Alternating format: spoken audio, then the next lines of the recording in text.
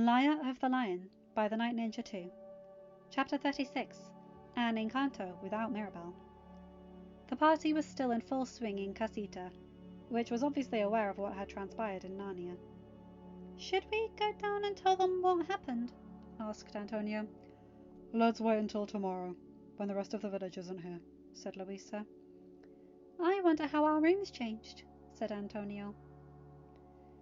Louisa walked Antonio to his door. His picture flashed on it as a tall man with both real and mythical creatures around him. The sea serpent from Narnia, a dragon, and the creatures of the jungle. The room hadn't changed very much. A large water section with dolphins was added. Louisa's room had changed dramatically. Her door featured her hauling ropes of a great ship with one hand and holding the candle with the other. Both doors had the face of a lion carved behind the figures in the foreground. Louisa stepped into her room, an exact replica of the cabin she had lived in for the past few months.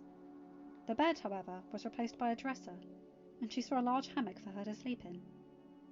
The room swayed as though she was still at sea, and there was a far door leading out to a deck with the sounds and smells of the ocean. She noticed a table in her room held a photograph of her and Mirabel practicing their swordsmanship. She wondered how much time had already passed in Narnia. Was she already a deer? Was Mirabel even still alive? No. She couldn't think about that now. Her little sister was where she belonged, and the Madrigals would learn to live without her. Narnia needed her, just as much as she needed Narnia. And Louisa would lead from her little sister's example. She lay down in the hammock. If she concentrated, it was like she had never left the Dawn Treader, the waves still lapping against the side of the ship, the faint music playing from somewhere. Going to sleep without Mirabel or Lucy in the room was normal. Both girls went to bed very late, Mirabel not even coming into the room until dawn sometimes. So an empty room was not hard to sleep in. Then she noticed the lantern. The candle within was the miracle candle. It had moved to her room, solidifying Abuelo's wish for her to be the new keeper. She would not let him down. Morning light flooded into the window, and Louisa looked around. It took not seeing the other hammock or the bed for her to remember the events of last night. Her little sister was still in Narnia, living the life she wanted. She knew it would be time for breakfast shortly, and she dressed. She started looking for her trousers, but then remembered she didn't have them anymore, and would have to work in a skirt again. No Tavros to greet her with a warm smile and a kiss on the cheek. No other sailor kissing her hand in a chivalrous act of thanks. No days of fixing ropes and carrying barrels. It was back to boring life on land with days full of building houses. Maybe she could get an apprenticeship with the blacksmith, or Mariano put in a good word for her and she could join the guard. Antonio did not look happy this morning. She pulled him into a warm hug. "We have to remember that this is Mira's wish, Aslan's will, and he would not have let her stay if Narnia wasn't where she belonged," said Louisa. Antonio nodded. "Just think, next time you go to Narnia, you could be a teal," said Louisa. "But that would make Mira, Abuela's age," said Antonio. "Maybe not. Remember, Mira is magic. She could look as young and pretty as Liliandel on Ramandu's island," said Louisa. "Liliandel is a star. Mira is magic. I don't think it works the same," said Antonio bitterly. "Even if she is Abuelo's age next time you see her, she will be a fun Abuela with Drunian by her side," said Louisa. "It's going to be a while before she gets married, right? At least in Narnia," said Antonio. "Maybe a couple of years. Narnia needs time to party, recover, then party again. Remember what Edmund said? Mirabel might be the princess of Narnia, but she is the queen of parties. I think the only pain she will be in for a long time is aching feet and hangovers," said Louisa. "She does like dancing and wine," giggled Antonio. "And with Drunian. She'll have someone to dance entire nights away in grand ballrooms with her castle and handmaids to get in trouble with," said Louisa. The rest of the family made their way to the table. Isabella and Peppa slower than the rest, the sky looking as terrible as Peppa felt. Mirabelle has obviously returned the gifts, meaning we can return to paying the community back for its kindness. No, said Louisa. What did you just say? Asked Abuela. I said no. I will not be serving the community. My gift is mine to help my family and those I want to help. I will not be hauling donkeys or moving churches. If you haven't noticed, the candle isn't in your window anymore, nor are you holding it on your door.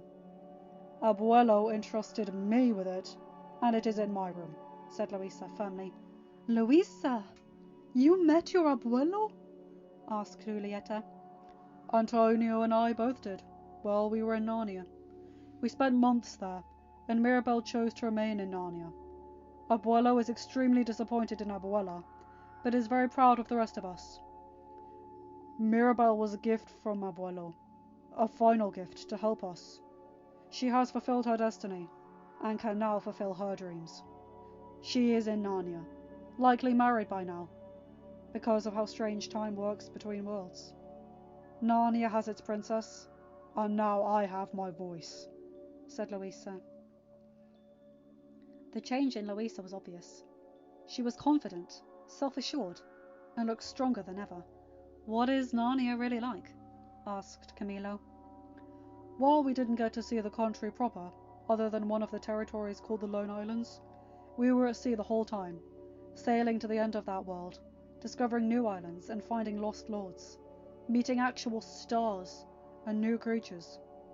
Antonio can talk to mythical creatures, like sea serpents and dragons. The Pevensies' cousin had come with them, and had gotten turned into a dragon after sleeping on one's hoard. Mirabelle unlocked her true magical potential and tamed a hurricane. She can launch fire or water from her hands. She can feel the magic of Narnia because she is made from it. I also found love in Narnia, and don't plan on finding love here because I will wait for him in Aslan's country, or he will wait for me, said Louisa. Oh, what is his name? Asked Isabella, keen on finding out about her sister's love life. Tavros. He's a Minotaur, and was the first mate on the ship. The Dawn Treader was magnificent, and if I was near the ocean here, I would sail the 7 seas of this world, said Louisa. You said Mirabelle is probably married by now? To whom? Asked Augustine. The captain of the Dawn Treader, the best friend of King Caspian, Lord Drinian.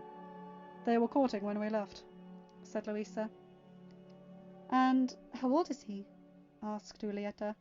26. Mirabelle is 30, so he's not that too much younger than her. He's very handsome and loves her more than anything, said Louisa. Tio Bruno, can you tell us anything about Mirabelle's future? Asked Isabella. The only thing the magic has let me see is her on a throne with thousands bowing to her, said Bruno. Is she happy? Asked Julieta. All I could see was a wedding ring on her finger and a smile on her face. So, yes, I assume she's happy, said Bruno.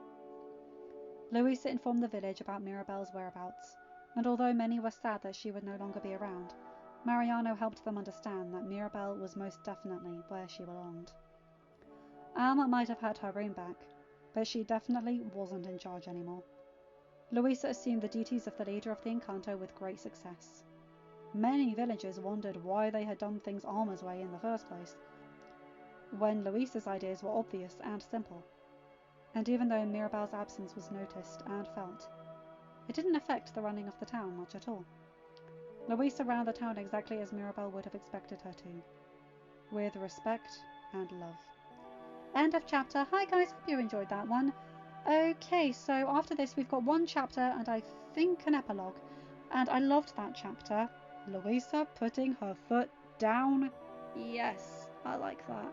And I like Bruno's little vision of Mira's future. Very nice. Anyway, you guys know the drill.